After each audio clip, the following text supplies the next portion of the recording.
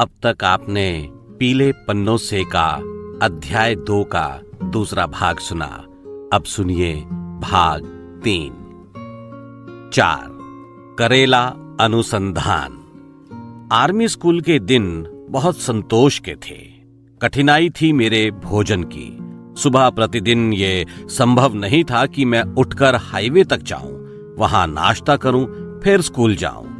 कई बार दुकानें या ढाबे उतनी सुबह खुलते ही नहीं थे। एक शाम मकान मालकिन रूम में आई और बोली कि आप यदि मेरे दोनों बच्चों को स्कूल से लाकर होमवर्क करा दो व पढ़ा दो तो मैं सुबह का नाश्ता जो बच्चों को बनाती हूं वो ही आपको भी करा दूंगी। प्रस्ताव बहुत व्यावहारिक था। मैंने हां कर दी, मगर उनसे पूछा कि बच्चे तो 3 हैं। वे बोली कि जो बड़ी लड़की है वो उनकी बहन की है जो दूर पिंड में रहती है।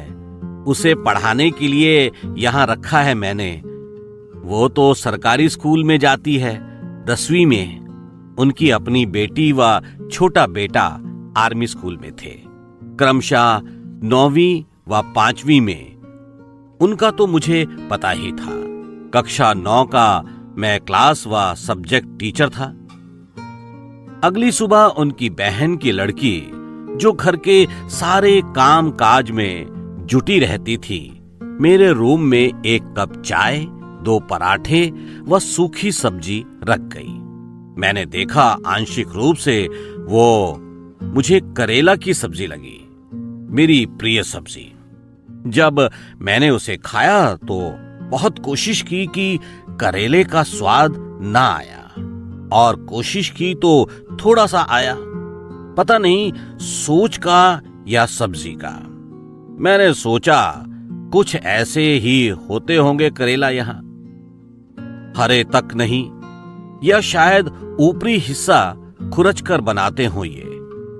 उस समय रूम पर ही नाश्ता मिलने की प्रसन्नता अधिक थी। अगली सुबह वही सब्जी, मेरे वही उसमें करेला। अनुसंधान की कोशिश। अजीब भी लगा, यार क्या रोज संदेहास्पद करेला ही मिलेगा।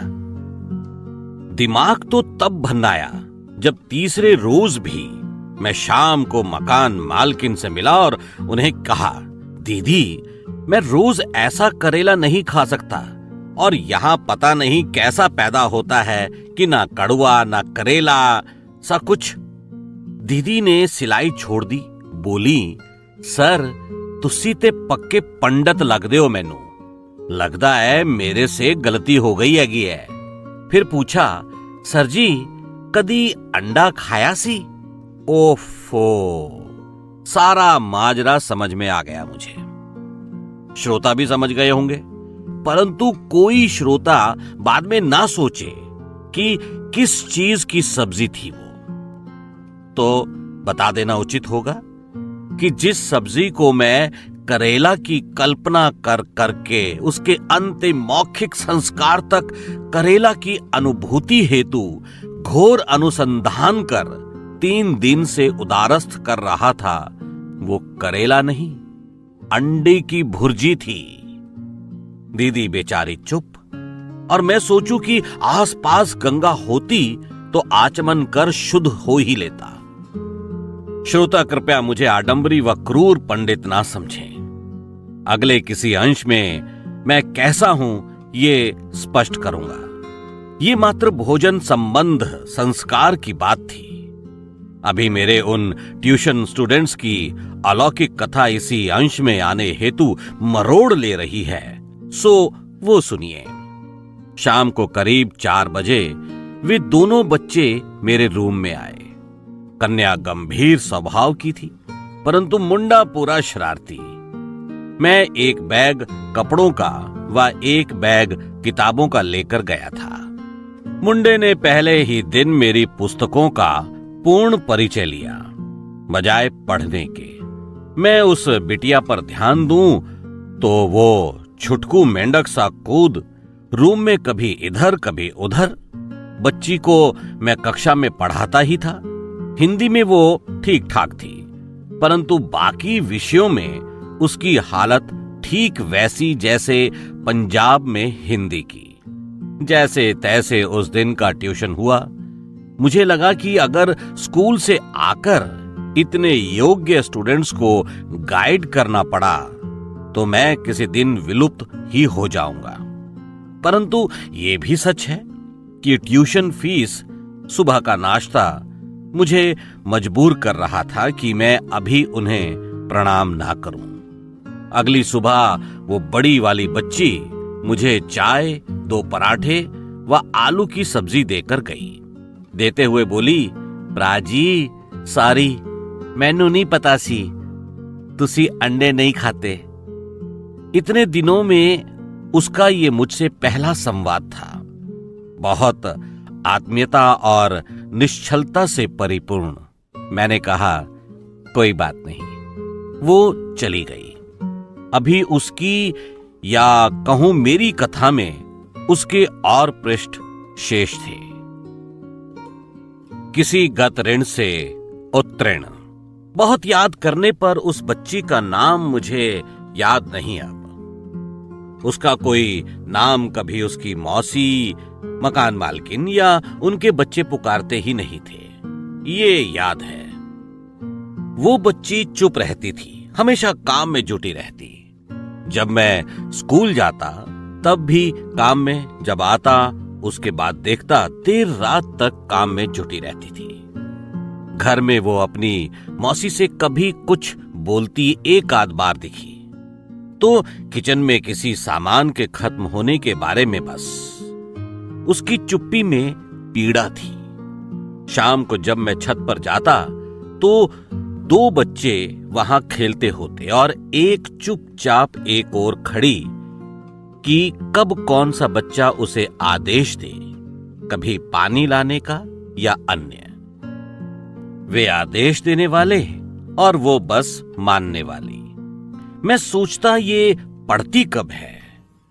एक बार मकान मालकिन से मैंने उसकी पढ़ाई के बारे में पूछा तो बहुत उपेक्षा से उसने कहा, एनू क्या करना पढ़ वढ़ के सर, 10वीं तक कर ले फिर ब्याह देनी है। एक रात लगभग 12 साढ़े 12 बजे मेरे पेट में दाईं ओर भयंकर दर्द हुआ। अनवरत बढ़ता जा रहा था दर्द। मैं बेड से नीचे आ गया, कभी इधर कभी उधर मुड़ूं, लेकिन दर्द, या सही कहना चाहिए कि चुभन बढ़ती ही जा रही थी। वॉशरूम, उस समय यह शब्द प्रचलन में नहीं था, जाने की आवश्यकता प्रतीत हुई। मैं अपने रूम से बाहर निकला तो देखता क्या हूं कि वो बच्ची प्लॉट के पिछली ओर बैठी कोई किताब पढ़ रही है। रोशनी घर की सारी बंद। बाहर से बिजली के खंबे की जिस रोशनी में वो किताब लिए बैठी थी वो इतनी कम कि मुझे नहीं लगा कि वो कुछ पढ़ भी पा रही होगी। वॉशरूम से लगभग 10 मिनट बाद लौटा।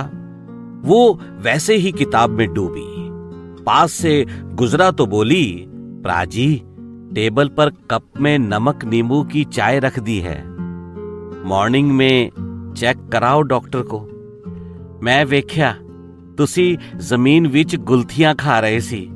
ए स्टोन लगदा है मेरे पापा जी नू भी सी। मेरे रूम की एक खिड़की आंगन में खुलती थी, जिसका पर्दा रात को सोने से पहले हटा देता था मैं। पता नहीं वो चाय का असर था या उस बच्ची की मूक प्रार्थनाओं का कि चाय पीने के बाद मुझे थोड़ी ही देर में नींद आ गई। अगले दिन जब वो नाश्ता देने आई, फिर उसने डॉक्टर को दिखाने की बात कही और ये भी जानकारी दी कि रोड, उसका आशय हाईवे से था कि उस तरफ पंजाब में एक डॉक्टर बैठता है। दर्द से मैं बेहद चूर हो चुका था, लेकिन स्कूल जाना ही था। जैसे तैसे स्कूल कर रूम पर आया और लेट गया।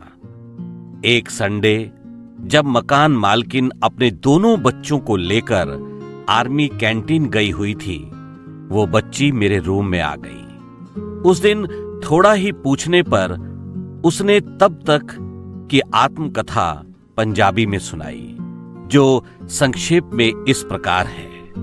उसका पिंड यहां से 7 किलोमीटर है। उसके पिता पंजाब पुलिस में थे, आतंकवादी हमले में मारे गए थे। तब वो 8-9 साल की थी बस। 7वीं गांव के स्कूल से करके उसकी मां ने उसे यहां मौसी के यहां भेज दिया। अब वो स्कूल बहुत कम जाती है और मौसी उसे दिन भर काम में जोते रखती है। मुझे पंजाबी बहुत कम आती थी, परंतु उसके बोलने में जो दर्द था वो मैं महसूस कर रहा था। उसने बताया कि उसकी मम्मी कभी कभी यहां आती हैं, लेकिन उसने आज तक उन्हें कुछ नहीं बताया। मैंने उससे पूछा, क्या तुम यहां रहना चाहती हो? उसने कहा, नहीं, मुझे कुछ पता नहीं कि उस समय जो मैं बोलने जा रहा था उसके क्रियान्वयन का सिर पैर क्या होता।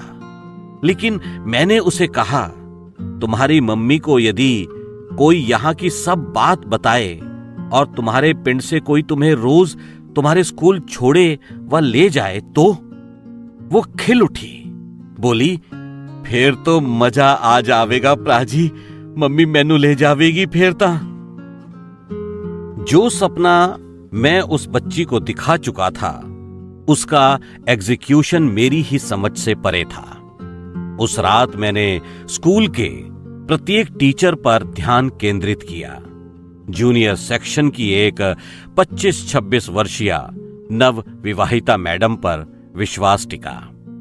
वो स्टाफ रूम में बहुत कम लेकिन सटीक व रूखी बात बोला करती थी।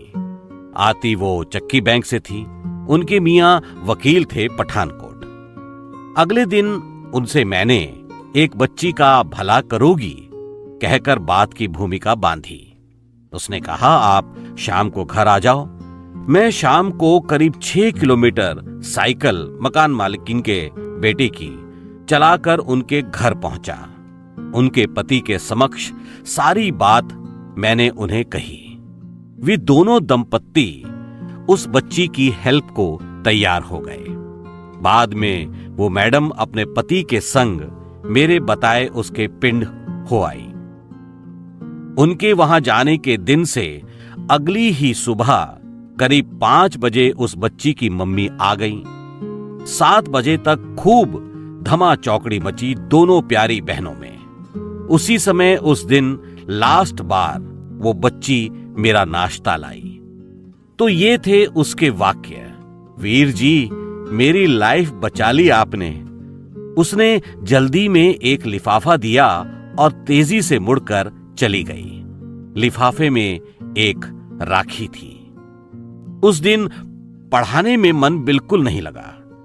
जिन मैडम ने सारे ऑपरेशन को अंजाम दिया था ने बताया कि उसके गांव से चक्की बैंक लगभग 1 किलोमीटर है शॉर्टकट से। वहां तक बच्ची आएगी, वहां से वो अपने साथ रोज उसे गाड़ी में लाएंगी और रोज चक्की बैंक छोड़ देंगी। दोपहर को स्कूल से लौटा तो वो बच्ची अपने मां के संग जा चुकी थी। शाम को पड़ोस की स्टेशनरी की दुकान पर गया तो उसने टेलरिंग दीदी की उस बच्ची के प्रति क्रूरता की कहानी सुनाई और ये भी बताया कि उस बच्ची की मां को पड़ोस की एक दूसरी दीदी ने जाकर सब बताया, जिनसे आज दीदी ने खूब तूतू मैमे की। अगर तूतू मैमे की बात सही थी तो उसका पाप मेरे खाते में गया होगा। टेलरिंग दीदी अगले दिन मेरे लिए नाश्ता लाई तो मैंने ये कहकर मना कर दिया कि डॉक्टर ने मुझे तली चीजें खाने को बिल्कुल मना कर दिया है। मैंने उन्हें 2 दुखद सूचनाएं दी। पहली, मैं अब उनके बच्चों को नहीं पढ़ा पाऊंगा। दूसरी ये कि गर्मियों की छुट्टी के बाद मैं रूम चेंज कर दूंगा। एक चिड़िया अन्य एक पुल और एक कहानी। स्कूल से सभी टीचर ऐसे लौटते जैसे कॉपी बाजार से कापीज खरीद कर लौट रहे हों। दोनों हाथों में कॉपीज के बैग्स, जिन्हें घर लाकर चेक करना और फिर अगले दिन लाद कर मंडी पहुंचाना। फिर भी मैंने प्रण किया कि वैयक्तिक अध्ययन व लेखन के लिए मैं स्थान अवश्य निकालूंगा। हिंदी की इंडिया टुडे लाने के लिए मुझे पठानकोट जाना पड़ता था। 11 रुपए की पत्रिका और आना जाना कुल 20 का। पठानकोट उस समय भी संवेदनशील शहर था। उन्हीं दिनों एक मैथ्स पीजीटी ने ज्वाइन किया। वो मूलतः हिमाचल प्रदेश की थी, तभी एमएससी की हुई। इंट्रोडक्शन के समय वो बोली, आपको तो मैं भैया बोला करूंगी। मुझे क्या कहना था। वो स्टाफ रूम, मीटिंग, फंक्शन आदि हर कहीं भैया भैया चिड़िया सी चहकती थी। बहुत होशियार अपने सब्जेक्ट में और कम समय में ही बच्चों की प्रिय भी। प्रिंसिपल ने उसे एक बार मीटिंग में टोका, मैडम आप सम्राट सर को सर ही बोला करें, स्कूल में तो कम से कम। वो यहाँ टीजीटी हैं, लेकिन सब उन्हें सीनियर टीचर का रिगार्ड देते हैं। चिड़िया तुनक गई, मेरी तरफ देखकर मिनमिनाई, भैया आप मेरे भैया हो या सीनियर? मीटिंग की सीरियसनेस डिसॉल्व होते देख प्रिंसिपल ने मुस्कुराकर कहा, जब सर को ही प्रॉब्लम नहीं तो आप बोल लिया करो जो बोलना है। पूरी मीटिंग का ये पॉइंट मेरे से रिलेटेड था, जो मेरे बोले बिना तय हो गया। मीटिंग आगे चली। जब तक वहां रहा, उसके हाथ का भोजन विशेषकर हिमाचली मिला, स्नेह और सम्मान भी। वो आर्मी स्कूल छोड़े 21 वर्ष बीते। आज भी उस चिड़िया की राखी आती है और रक्षाबंधन से 1 सप्ताह पहले ही डाक से मिल जाती है। पठानकोट से ठीक पहले सड़क से चंडीगढ़ की तरफ जाएं तो पड़ती है विराट व्यास नदी, जिसे वहां के एक्सेंट या टोन में ब्यास बोलते हैं। इस नदी का लंबा पुल पार करें तो आता है पठानकोट शहर, एक पुराना शहर, भारत विभाजन के गहरे जख्मों को खुद में संजोए। मैं जब उस शहर में घूमता तो उसकी गलियों और दीवारों से मुझे चीखों की आवाजें आती। अपना घर छोड़ आते जाते दोनों तरफ के लोग नफरत, धोखा, विवशता, समग्रता, मानवता का चूर चूर होना। एक अजीब सी गंध थी उस शहर में तब, जो उन दिनों भी तत्कालीन आतंकवाद से सहमा हुआ था। जिस पुल का जिक्र पहले मैंने किया, उससे संबंध एक पंजाबी कहानी का हिंदी अनुवाद मैंने पढ़ा।